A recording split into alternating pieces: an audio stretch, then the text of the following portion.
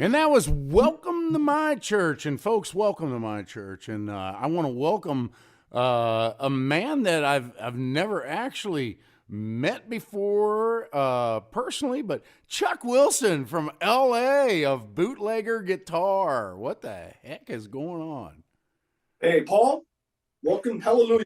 Welcome to thank you for welcoming me into your church. Oh my God, man. You know what? I'm going to give everybody the 411 here. So, we're recording this at 1:17 p.m. Eastern Standard Time on the 17th day of January of 2023. And I have been trying to get Mr. Chuck Wilson. For those of you who've been to our website, you've seen we have a link in the app now and on the website to Bootlegger Guitar. And you notice I left the S off of guitar. Mm-hmm. Right. So, Chuck, you and I met through Roger Tiny Cores approximately a year ago, right? Yeah, I guess so. Yeah.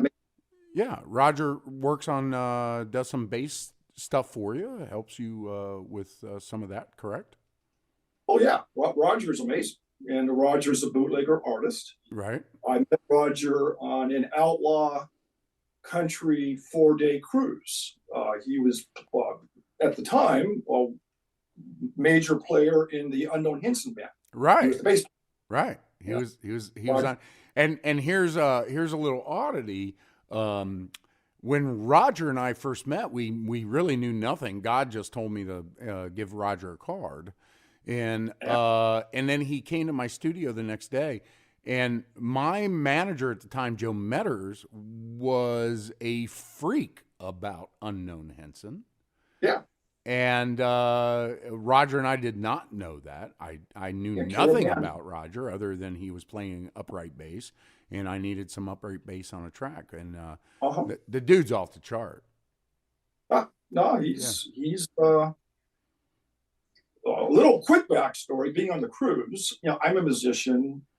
I'm not this is my living musician, but I gig, and I traveled with bands across the country during my life. So I kind of know what it's like to work as a musician and such. And a lot of the guys on the cruise from the bands, were just not like open to being, like they were just to themselves. Right. Even though they're on the cruise ship, they're not really, they just don't want to be bothered, right? Well, yeah, but that's the musician and entertainer thing, right? You're doing your gig, and then when you're not, so there's 24 hours in a day, and you work an hour and a half, and so for 22 and a half hours, you just want to be left the hell alone. Yeah, but they're on a cruise ship, sitting at the bar, So anyway, Roger was the exact opposite. The first time I talked to Roger, we cracked each other up. And from that moment on, whenever he saw me, I'm 6'2". He would walk up behind me and like put a shadow on me. He's probably like 6'4", 6'5". He's a big man. He's a big dude. And he would laugh and, almost giggle and just, we just became immediate friends. So it was refreshing to meet one of the best musicians on that damn boat. Oh, that was also one of the coolest people that you'd want to be around. So we've been great. It's been years now. We've been very good friends and collaborators. The funny part is Unknown Hinson. I really, even though Unknown has got his own issues and he's no longer, I'm not going to get into that. But Unknown was real. I mean, that guy. He was real. If is not aware of Unknown Hinson, his stage act and him off the stage are the exact same thing. He's one cat. Yeah, Roger has filled me in. Like I said, Joe. So Joe Metters, rest his soul, and his wife Sally were very pivotal in my career as comedy and then music. But he was such a nut about Unknown Hinson. I don't think he ever missed a deal. And for those of you listening that have never listened to Unknown Hinson, here's the thing. It's so obscure. It's to me, he is so obscure. You got to really listen to the words, or you won't understand what the hell's going on.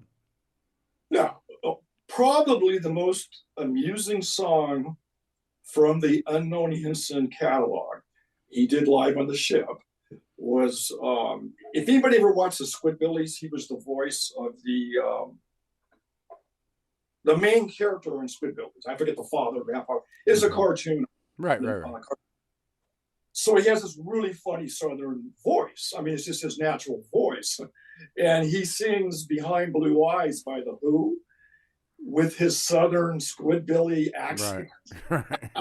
And it's killer. I mean, it's wonderful. But just to hear him sing it when you're used to Roger Daltrey singing it, it's quite a crack up. But the thing about Unknown was his guitar playing. Yeah.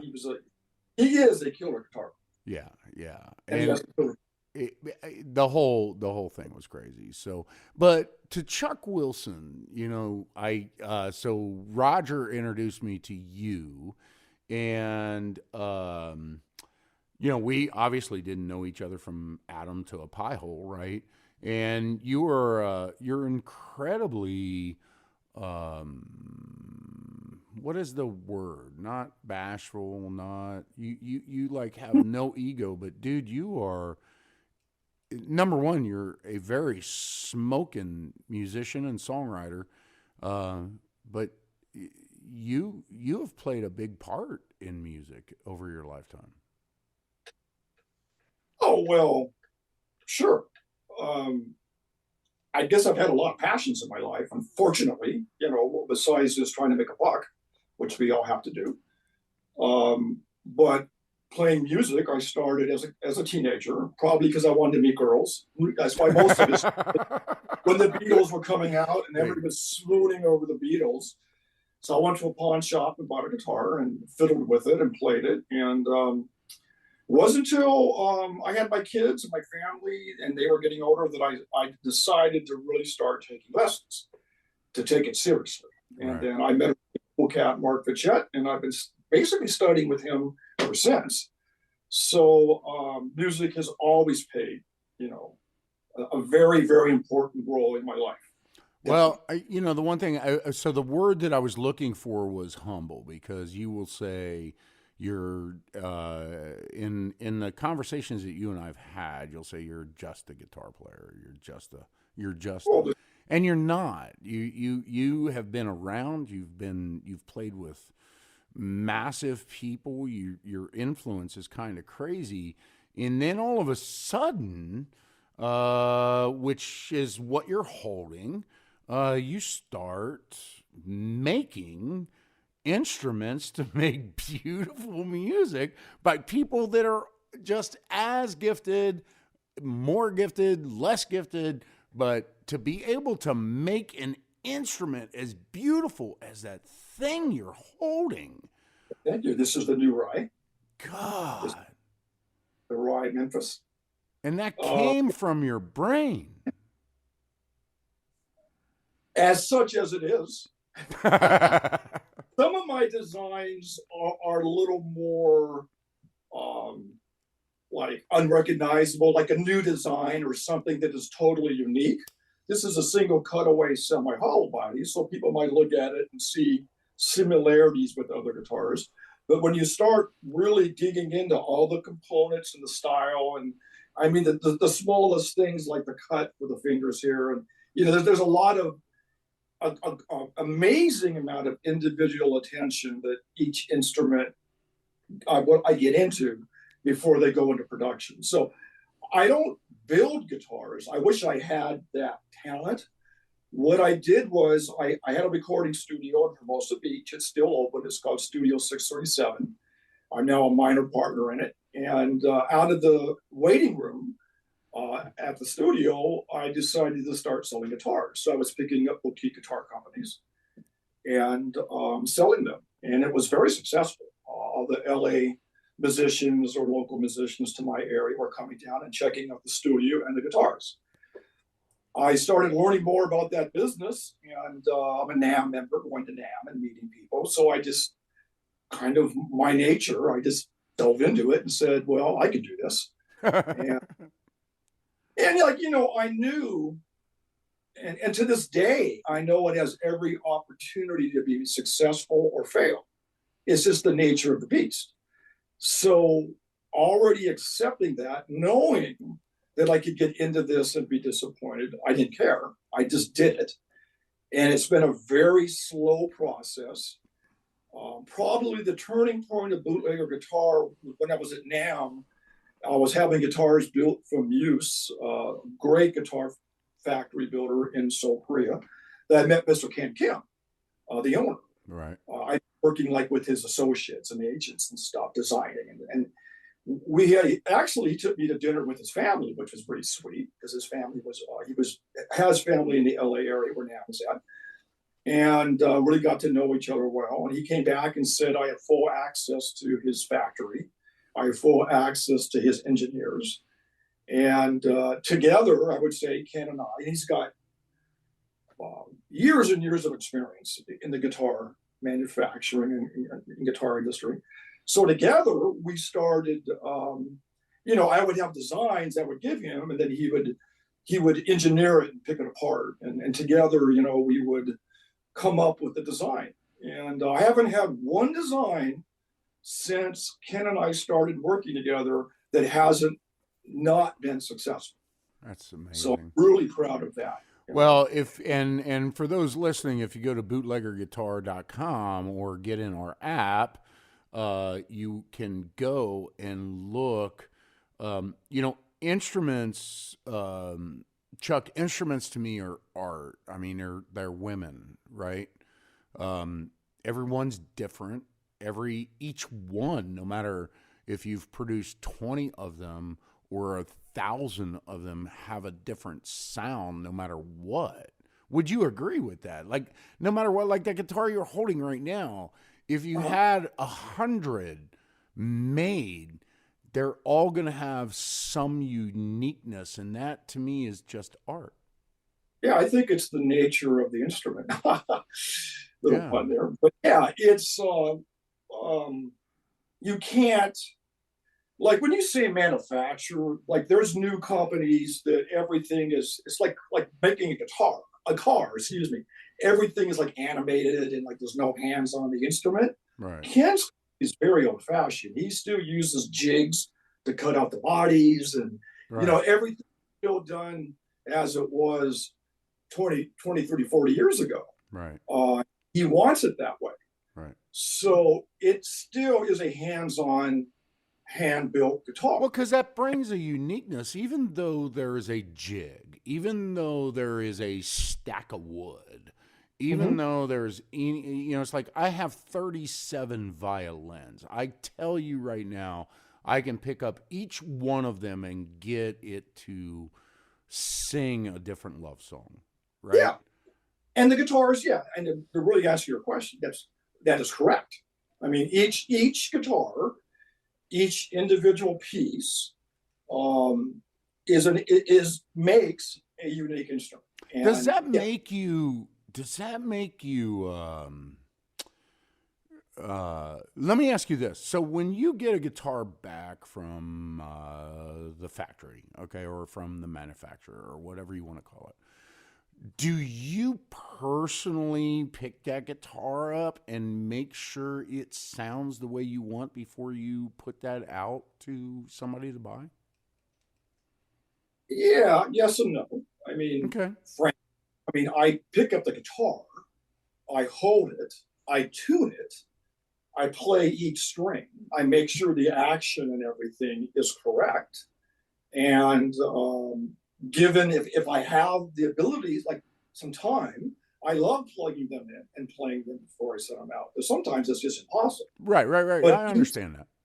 Each guitar, since I am Bootlegger Guitar, I am the owner, I am the designer, I'm the shipping clerk. Well, you're the name. Yeah, you're everything. Christmas time, man. Yeah. You're like, hell, I ain't got time to talk to you, Paul. Yeah, I take 2 hours every day, to ship and go over what I'm sending out. So yes, each guitar is in my hands and checked before I send it out. And I have very few issues with the guitars. It's so important to me to know that um, as a purchaser, that your fingerprint was on it, as opposed to, like if I buy a Martin Custom or something like that, I know the dude who made it is touching it, and I love that about that. Sure. Is because at the end of the day, if it doesn't feel right, in my mind, I want to think he went, screw this shit, and busted it up against the wall. Like, or no, I need to fix something. I need to Yeah. adjust that neck. I need to do whatever. And that's so, for those of you listening who are not music, or not instrument purchasers, um, it's very important, whether it's a saxophone to me, or whether it's a violin or a guitar, that somebody felt that thing and said, yeah, Yeah. this is Well, right. yeah. I'm a retired performance rally race driver. So I was sponsored for a while with Lucas Oil. I did a very wonderful yet very dangerous, stupid sport, right? People would ask, technical questions about the engine, the setup of the guitar, of the car. I get those two words confused. And I'd look at them like, hey, I'm just a stupid driver. I have a team. I'm not trying to be an engine tech. Here's my crew chief. Talk to him, right? Guitars are the same way for me. I can race a car. I can race any car, get in it and figure it out. I can play any guitar. I can pick it up and figure it out in a minute and find out what I like or don't like about it. But I will do minor adjustments, but I have an independent tech. If I get a guitar that I think is like the setup is correct, I give it to an independent tech and have them do it. You don't want me adjusting the neck on your guitar. I just don't do it. I won't tune an engine. I won't. I know my limitations. But you know what bad feels like. Of course. Yeah, you know what bad feels, and you know that when you pass that on, because it has your name, it has your stamp, it has your passion. Sure. It's no different than a song, man. When you release it, you are saying this is infinity, and for infinity, I want to know it's right. Yeah. Yeah, yeah. Right. And then when I ship a guitar, I know it's good. When a person receives it, if there's an issue during shipping or what have you, it's up to me to take care of it. Right. I I just recently bought your bootlegger head. Yeah. For the amp, and for those of you again listening, you can go to the website and see. I mean, it's not Bootlegger Guitar is not just guitars, basses, amp heads, some pedals, all kinds of things. So let me ask you. They're all interrupt you. Excuse me. They're all. Now, this isn't a negative thing. This is a positive thing. They're all older technology. Well, that's what I love is I sent you the picture of my Marshall stack that I just bought. I love it. Yeah. I bought this Marshall stack that is what's the technology there? So it's not tube. So it's no, it's tube. No, my Marshall stack is not tube. Oh no! It doesn't need to be. I like the tube sound. But I needed, when I bought my tube head from you, I needed cabinets, which we'll talk about either on air or off air. You got the guy that builds the cabinets, but I didn't have any speaker cabinets for your head. So I was at the music store up the street, and he had this God, what the hell is it called? What's the tech? It's not state of the art. It's not. It's a Marshall, I think. Yeah, well, it's a Marshall stack, but it's not tube. So I bought that, and then I put your tube head on the stack, and it's off the chart. It's off the chart. Yeah, well, Marshall. It's a Marshall stack. They have their own unique sound. Right. And Bootlegger tube amp, the 30-watt, very loud amp, will fit that perfectly. Man, it just takes it to a whole new level. And I had I, when I was a kid, my father bought us a Vox Super Beetle with a mhm, of tube, the course. tube Vox Yeah, Super Beetle. And yeah. unfortunately, I took it to a music store to have it reconned, and the guy went out of business, and he stole my frickin' Vox Super Beetle. Yeah, It's gone. nice. I can't.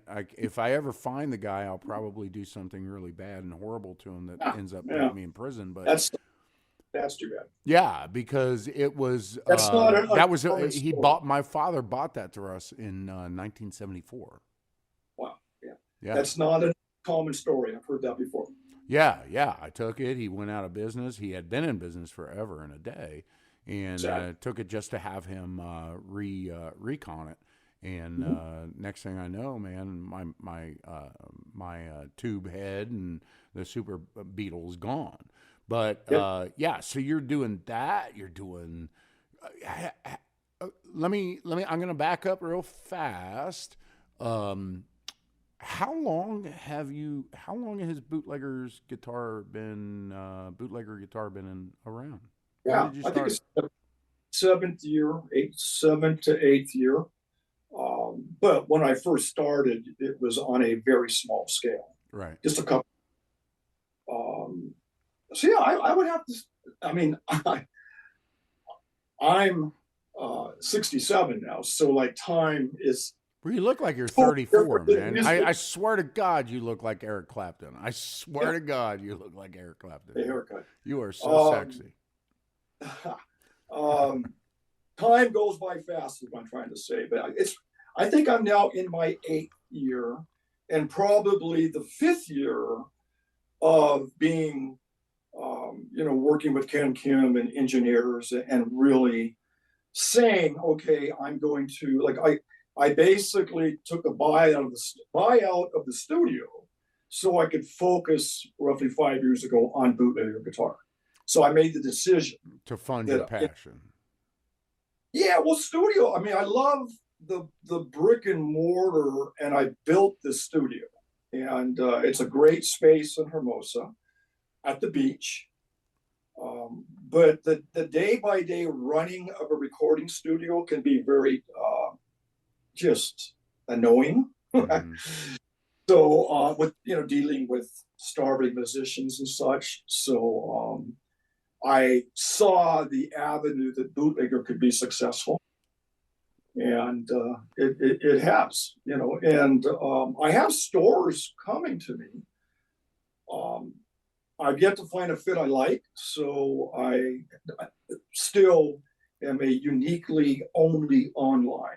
Well, one thing for sure about your website, and I will say this: it's the depiction that you give, the presentation you provide is highly professional, laid out very well. Thank I you. love the videos that you provide of people being able to, one of my guitar players, Danny Kaiser, just fell in love, and I'm going to have to order the guitar for you. We're going to make, because Bootlegger Guitars is going to become our house equipment. And I want it on stage with us because it's not only the tie-in of the name, but the quality of the product. Mhm. And so Danny is just all about your equipment, and the presentation just draws you in. So you've done an extraordinary job of marketing your passion, showing people your passion by the videos that you provide, which for those of you again listening can go in and go to Bootlegger Guitar. You're going to see the videos. I mean, dude, you play with some massive people. You are a blessed musician. You really are. I agree with that. Probably there's a city near me, which is a great place called Rolling Hills. I live at the beach in Redondo. My drummer is the mayor of Rolling Hills, so I consider him the fattest cat I play with. He's a killer drummer, but he's also a mayor of a big city. So I have the mayor in my. We play dive bars. It's kind of a crack up. He's a great guy. I've been able to play with like Patrick Morazes of Yes and Mike Panera of Iron Butterfly and Blues Image, and this like owning the studio. I played with the bass player from Steppenwolf. I did some stuff with him. I sit in and jam with some of the reggae bands that are on the college circuit, right, out of Hermosa. So yeah, but I've always wanted to be a guitar player that can sit in, not a guitar player that has to be the star. Right. Yeah. And that opens up avenues because a lot of other players, I think they see every opportunity of playing as their ticket to stardom. Right. Like, look at me kind of thing. Yeah. Where I'm the guy that's like, no, man, I just want to sit back with the drummer and riff. I just want to lay stuff down. Well, it's just fun. I think it's fun to just sit and play with people that, number one, have stories. You mentioned Mike Panera. We're trying to get Mike on here. Cool. People that have really cool stories that have poured their heart and soul into what they do. It's nice to sit. Like I will tell you right now, I am beyond honored to have Roger Tiny Coors on stage with me every time he's with me. Mm-hmm. He has played with massive people. He's incredibly humble. He's so quiet, and yet his fingers do the talking. And I want to real fast, because you sent me 2 tracks. I'm going to play Devil Dog real fast. And set this one up just real quick. And we're going to play this. It's 4:21, 4 minutes and 21 seconds. So set Devil Dog up. Devil Dog Road. And tell me about this track just real fast before I spin it up. We were out at a race in the middle of nowhere, and off the freeway there was a sign that said Devil Dog Road. I thought, what the hell? There you go. Who the hell? But then I later found out it was a road going to a Marine base, and the Marines were called Devil Dogs. So it all makes sense. Okay. So for me, it became like the idea of a song that represents a challenge. And the challenge is you go out and meet the devil dog, and the devil dog only knows fear. So if you're such a criminal or bad person, you're going to show no fear to the devil dog because you don't show fear to anybody. Right. If you're such a Christian, if you're such a good person that you walk a different path than the other person, then the devil dog's also not going to understand that you show no fear. Right. So the devil dog, he's just confused. Like the devil put him there as like a guard to a road. Right. And he's not supposed to let anybody pass if they show fear. Well, let me spin Devil Dog. And did you solely write this, or did you have a collaborator on it? No, this I solely wrote. All right. I love it, man. You had sent me this early on. I love this tune. I'm going to spin Devil Dog. We'll be back in 4 minutes and 21 seconds, and I am speaking with Chuck Wilson, the Chuck Wilson, from Bootlegger Guitar. He has corrected me on the S many times, and here is Devil Dog. We'll be back in 4 minutes and 21 seconds. When you out riding, oh yeah, late at night, you see a back road, don't look quite right. Red eyes piercing, oh yeah, through the fog. watch out. That's evil, brother. You don't know. Yeah, that's that devil dog, baby. On Devil Dog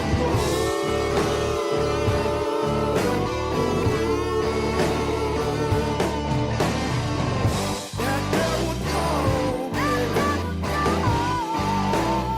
Yeah, on Devil Dog.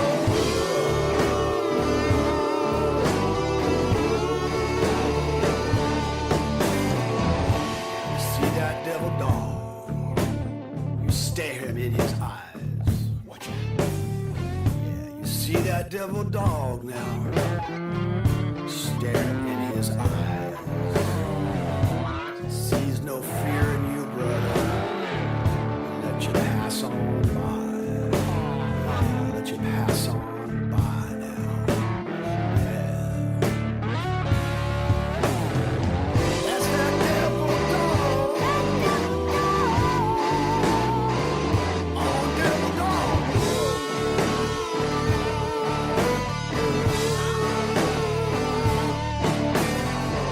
That devil dog.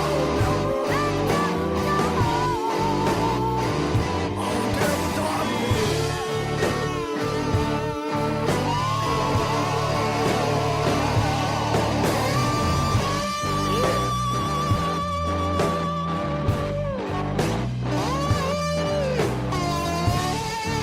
You can't tell if you're a saint or sinner.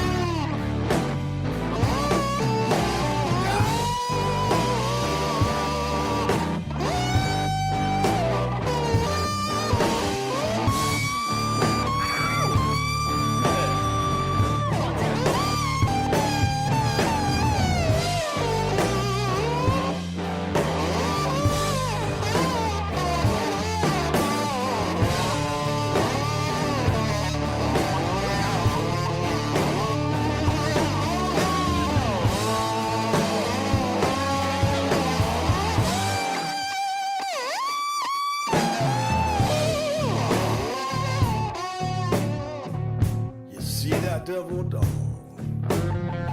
You stare him in his eyes. You see that devil dog? You damn stare him in his eyes. If he can't see no fear in you now, he'll let you pass on by. That devil dog. Yeah, devil dog. All he can do is smell fear. That devil dog. Oh, devil dog. Can't tell. Devil dog.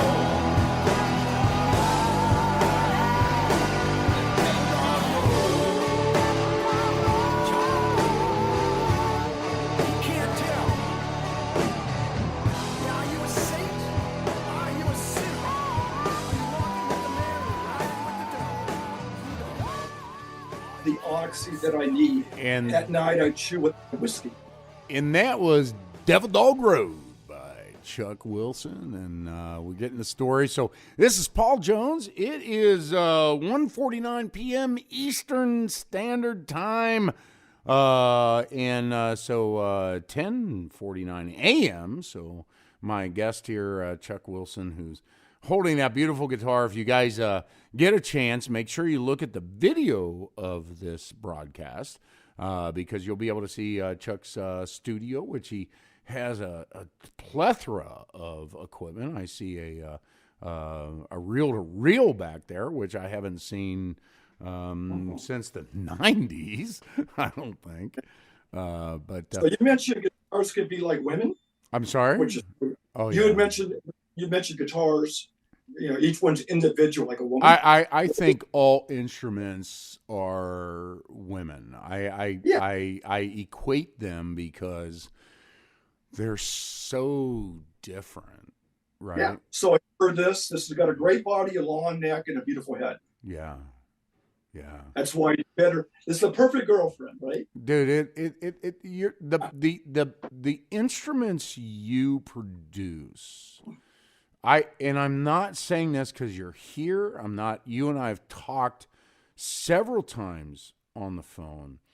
The instruments that you make in the schemes, the stains, the cuts, the way they look are very unique. The F holes, which I started during the scamdemic. I started creating I started making cajoons, and I put F holes in my cajoons. Yeah. And just incredibly sexy to me. Nothing more beautiful than a violin to me. Nothing. Yeah. This is a violin, as you know. I mean, as a violin owner, player, it's the size. That's a cello size. That's a cello sized F hole. Yeah, and some of the more modern guitar makers today, I won't use names, but they've gone to using different styled holes. Right. I wouldn't call it F hole, like a lightning bolt or something. Right. I happen to love the vintage violin look. I mean, the first electric guitar makers out of New York were violin makers. Well, I bought my son, and I'm going to paraphrase, but I bought my son a 1946 Epiphone hollow body guitar, which ironically, if again, I will direct people to the website. If they look at our pictures and you see the picture of my father, his guitar was this guitar. And I did a search on eBay. I was over at Ron's Roost, which is next door to me, a chicken place. And I was trying to find something that I could give to my son that meant like the world. Well, I was looking at this picture of my father playing guitar, and you can tell it was a promo picture, I'm pretty sure. And he was playing this 1940-ish Epiphone. So I immediately, I exploded everything. And I got on eBay and I searched this guitar, and sure as hell, I found that exact guitar with the Armin pickups. Now, you know what a de-Armin pickup is, right? Sure, of course. Okay, well, guess what? My grandmother was a de-Armin. Wow. And so I wanted that guitar, and I purchased this. And the F holes in that guitar, in the de-Armin, I have a Yamaha 1970 Yamaha piano in my studio. Every single one, it's a P70. Are you familiar with the P70 piano? Sure. Yep. Every single one of those strings has a de-Armin pickup. And so I bought that guitar, but yeah, they're so sexy, man. Instruments are so sexy. Yep. The humbuckers, everybody, P70, P90, then the humbuckers came out. Everybody wanted humbuckers. Right. And now I put P90s back on guitars. Yeah. Which is neat. I have a single barrel that's got a P90 and a single coil on it. Nobody does that. I mean, there's nobody out there other than me that I know of that is mastering a guitar that has a P90 and a single coil. Do you think it's funny, man? So I personally, if you have not been able to tell, I don't know a lot about stuff, but I know what I like. Do you design your stuff for you? Would that be a fair statement that there's things that you just do just for you? Yeah, without question. I mean, you have to. I mean, I consider myself, I'm a guitar lover. I'm a tube analog lover. So I produce what I think I would like, but I also have found I'm not the only cat out there that likes what I like, right. But since the beginning, when I was just making decisions the best I could without a lot of help, I've learned so much over the last 8 years about trying to be aware of what other players will want, as well as what I want. And more importantly, I'm now surrounded by so many talented musicians. God, you told me. I'm going to interject something here, man. You and I talked prior to Christmas, and man, you were delivering your guitars to who? Yeah. To who? Okay, there's no, like in school they say they want you to proof your answers or whatever. I cannot proof this story. I don't care that you can prove it. I know what you Well, said to me when I called you, and this turns me on. It sounds a little hard for me to. You can't even imagine that you said it. You can't even imagine that it was done. When I talked to you, Chuck, you were like a kid in a candy store. How exciting was it? Damn it, share it. I grew up a Rolling Stones fan. First album I ever bought was Flowers, and I still play it to this day. Love the writing and the music, and amongst other bands. But I mean, I've always been a Rolling Stones fan. So my next door neighbor, I won't use his name because I got to keep him private. That's fine. That's fine. Yeah, he's one of the owners or the owner of the company that manages the Rolling Stones tours. So he's always on the road with the Stones, whether it be Europe or the U.S. or Cuba or wherever they play. So he's a really good dude, and he's been great to me, getting me front row seats and backstage passes and such. So that in itself has been terrific, right? Paul, as a guitar player, he knows what I do. So he came to me and said, I was down in my garage tinkering on stuff like I do. And he said, hey, I mentioned your spade to Keith Richards or Keith's text, somewhere regarding Keith Richards. Right. Because I want to hand one to Keith Richards. I'm like, oh, okay. That's so hard to believe, but he goes, no, man, it's cool. He'll dig it because it's a smaller pro full-scale guitar that he can have on the road with him and, use as a, in his hotel room, to be able to work with it.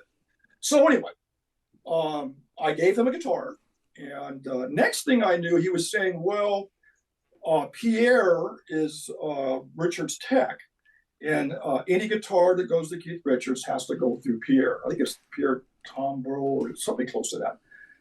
So I said, that's fine. Do whatever the guitar is yours to do what you want to do. So he gave it to Pierre. Now, maybe being a little,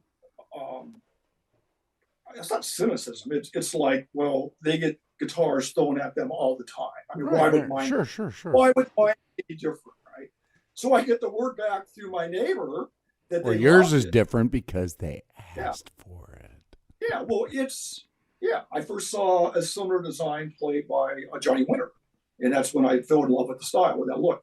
So I got notified that Pierre digs it, and that it's been sent on to Keith Richards, and that per Pierre, it's going to go in the rack on their upcoming Europe tour. So, that in itself was enough for me. Of course, I was hoping, a picture or something, because I'm a fan, right? Right. I haven't heard anything other than it's accepted and going on the European tour. So, dude, just is amazing. That. But the story isn't over. Then my neighbor comes to me and says, well, it's Christmas time, and they're digging the guitar, so I want to give one as a Christmas present to Ron Woods. So, okay. Holy shit. Yeah, so I met with one of the Rolling Stones were in town recording quietly. And I was told that a couple of things might happen. I might be able to drop it off where they're recording, or I can just give it to one of their representatives that are in town. I said, whatever you want. I mean, I'll do whatever, just tell me. So I did get notified by one of the Rollings. That's the day you called me. One of the Rolling Stones. Right. You were on your way out. You were leaving. Yeah. I was on my way to the warehouse to meet with one of the entourage of people that work with the Rolling Stones, and I handed that guitar to him. And then I was told later that it's now under the Christmas tree at Ron's house. Right. My neighbor is in and out of life. of his home here at the beach.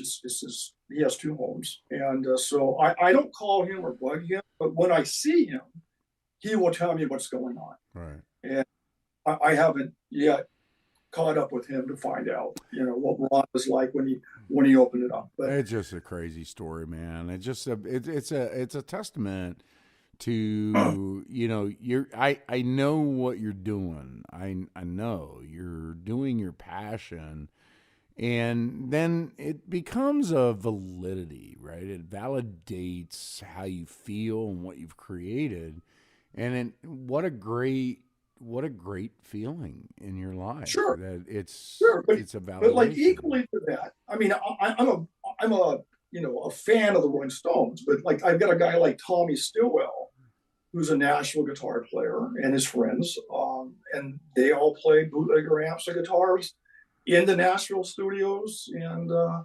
when they're gigging, so that's like, from my standpoint, if a Nashville studio artist is sending me videos of him playing in different bands, through a bootlegger amp and guitar, I mean, that's equally special for me. Oh, 100%, man.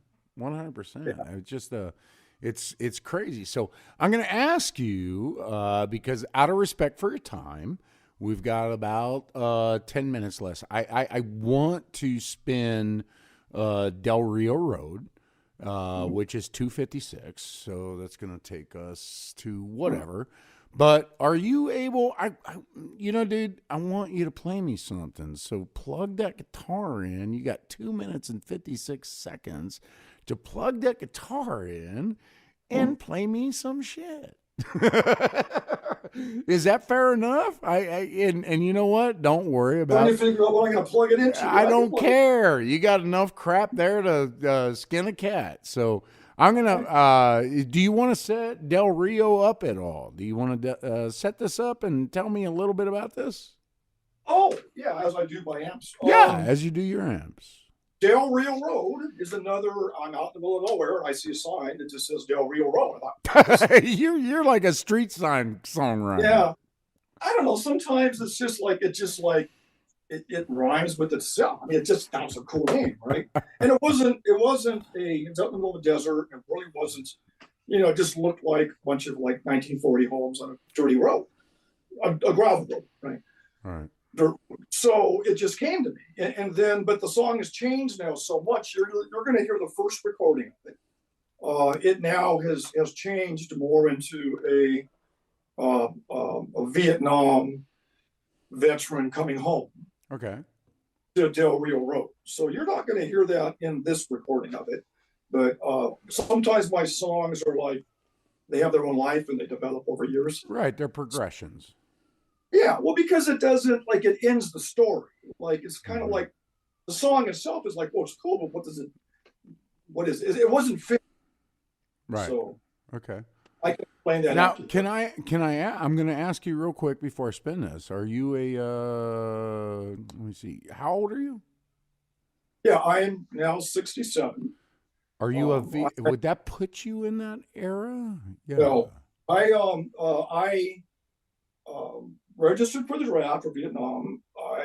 About 2 years, I'm about a year and a half to 2 years outside of being drafted. I was registered. Okay. I have friends that I played basketball through school, so I had friends that were a year ahead, year older than me playing ball with. All right. That's cool.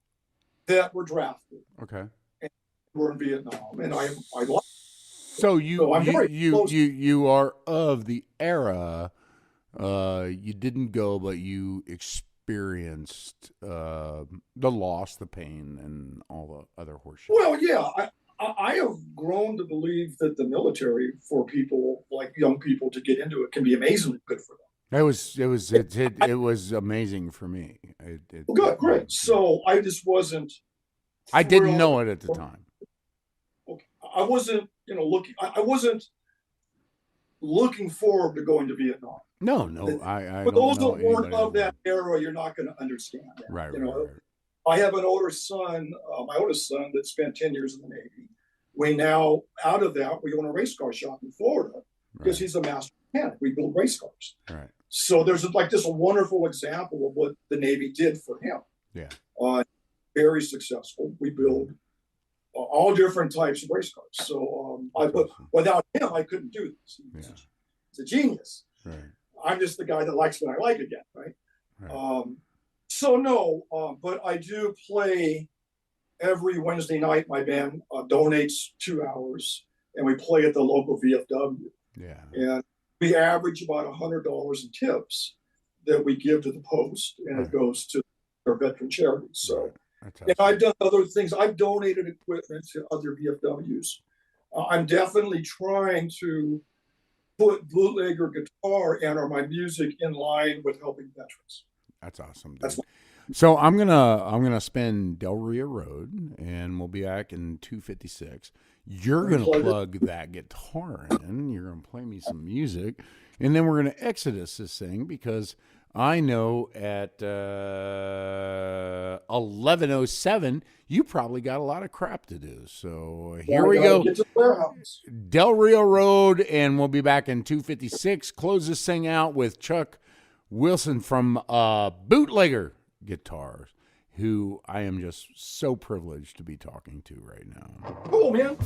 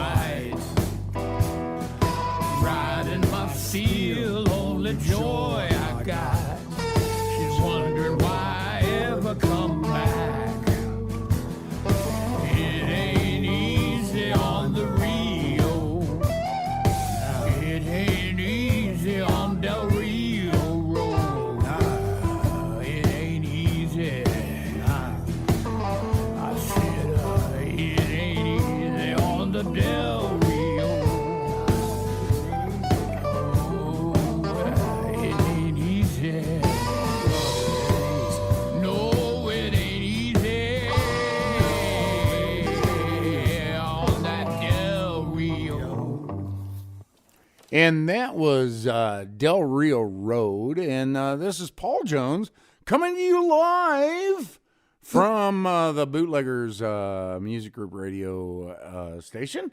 And I am in between Steak and Shake and the closed, Ron's Roost and the closed Steak and Shake. So you know, I am speaking with Chuck Wilson of Bootlegger Guitars. Or Bootlegger Guitar. God, I got to get rid of the S. Why? No. The reason there's no S. Yeah, I want to know that. Why? Late at night, I was sitting up sipping whiskey and thinking about, well, I need a name for my guitar company.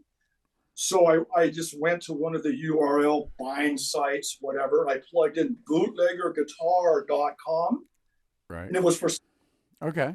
All right. So I go, that's it. Well, I you mean, know, like that. so That bootlegger. What? Okay. So what is your definition of why bootlegger guitar? Are you Oh, I love. breaking? Are you breaking the rules? No, it's more of a outside of the establishment or the norm, right? Okay. It's All right. doing some legal or illegal your way. That's how it represents to me. But I love whiskey. I love racing cars, There you go. and both of those came out of prohibition and bootleg. So and I don't know if you and I ever discussed this. So when we got involved in the music, so I'll do a little, I don't know, yin and a yang for us. So when we got involved in the music, the guy that I was producing music with, Ulrich Ellison, if you've never heard of him, Chuck, go look this dude up playing a guitar. He is from Turkey. But when I got involved with him, we were going to end up naming this the Eighth Continent. I wanted to call it the Eighth Continent, which is what music is. And then I turned down a record deal in Nashville. I turned down all kinds of shit. And then we were doing multi-genre, and Ulrich called me one day from Turkey using Skype, and he goes, Paul, you're breaking all the rules. You're a bootlegger. And that's how we ended up Bootlegger Music Group. So Yeah, well, young people think it's like I tell them to study history. They think it's like, what is it, like illegal tickets to a concert? And it's not what a bootlegger or bootlegging a is. bootlegger breaks the rules. It's a very important part of history in America. It came at a time, of great, difference of opinion of people blaming alcohol on all the problems, that America had. So they outlawed liquor. And some of our current, like Jack Daniels or Jim Beam, I mean, they were all bootleggers. They were from the era of making illegal whiskey. Well, hell, JFK's whole entire family made their money freaking breaking the rules. George Washington had a still. Right. Held back before. So, yeah, I mean, it's all part of American history. And it's the two things that I find fascinating in American history. And one of them I'm soon to do like a podcast or a video on is slavery and how it influenced the blues and the music in America. Right. And of course, the horrible reality of slavery and how it out of that, we have a history of music that we should be embracing. Right. And the South and embracing, and then of course bootlegging and the illegal making of whiskeys and such. Mm-hmm. Those two eras, the Emancipation and Prohibition, are two of the most fascinating times in American history. Right. So I don't believe in canceling. I believe in. So you don't believe cauliflower is racist? As AOC said the other day, cauliflower is racist. So no, you have to embrace. You have to. We have to embrace what got us to where we are. Yeah, words are meaningless. Right. And embracing diversity, culture, and music is something we all should be doing. Mm-hmm. Destroying history is a path to our own destruction. Well, that's what Hitler did, right? I mean, Hitler he tried to erase history, and therefore it repeats itself. Yeah. So, I get myself in trouble at times because I will. You and I talked about it. I mean, just because I will challenge young people coming to me and like using certain words that put me in a box, like that you don't even know me. Mm-hmm. That it isn't about saying catchphrases. Right. It's about how you act and treat people. Yes. And And I think understanding history is amazing. So there is I recommend to anyone, and I'll let you go, but this is important to me. If you're in New Orleans or anywhere in the South, in Louisiana, I think it's the Whitmore or the Whitman, I think it's Whitmore Plantation. Mm-hmm. My wife loves to take plantation tours, and they're amazing. Unknown to me, this particular plantation has a complete history of the slavery. Some of the plantations want to hide. This plantation is a history lesson in the reality of what slavery was like during the time of the emancipation. Well, it says that it educates the public about the history and legacies of slavery in the United States. Yeah, and that's what it says. Yeah, it's well, I just punched it up. Usual me, I'm just following my wife where she's leading me to. Yeah, and I ended up there. I thought, this is absolutely, I mean, it was bringing tears to my eyes because I could relate everything that they were telling us to music and my understanding the history of the blues. Right. You know, it came from the call and response, chanting in the fields and all the way. And today, as a old white man that loves Black writers of blues music, right? You know, I played in front of some rather diverse crowds, and I've wondered, like, well, how am I going to be thought of or perceived, received? Yeah. Doing Muddy Waters, you know, whose family came from slavery, and I've had people come up to me and say, "Man, I haven't heard that song in 20 years. I'm so happy you're here." You know, and it just made me, you know, so joyful. Yeah. That, you know, you can go and represent this music correctly, and you know, people are so graciously thankful. Yeah. You know, that it's like singing history, right? Yeah. It's your. You know, so I say this is a Muddy Water song. This song is about that's what music is. It's like my grandfather Kennedy Jones, who created thumb-pick style guitar playing, and the people that he was with, and what he did. You know, I listened to his tapes. You know, he's in the Smithsonian, and I have the tapes of that interview, and you can listen to the interviewer become very uncomfortable with how Jonesy speaks, but yet that is who he was, and he had the highest regard for those musicians, whether Black, white, or indifferent. And it was, to him, it was about the music. It was about what I'm saying. So again, out of respect for your time, play me something, and then let's close this thing out. And I know you got guitars to ship, and play me some stuff. I'm not plugged in, so I don't care. I don't care. I don't care. There you go. When you're out riding late at night, you see a back road, don't look quite right.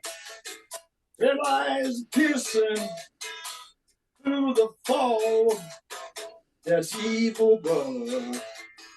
You don't know that Devil Dog Road. the unplugged version. The unplugged, totally unplugged version. Chuck Wilson, thank you so much for spending a little bit of time for me.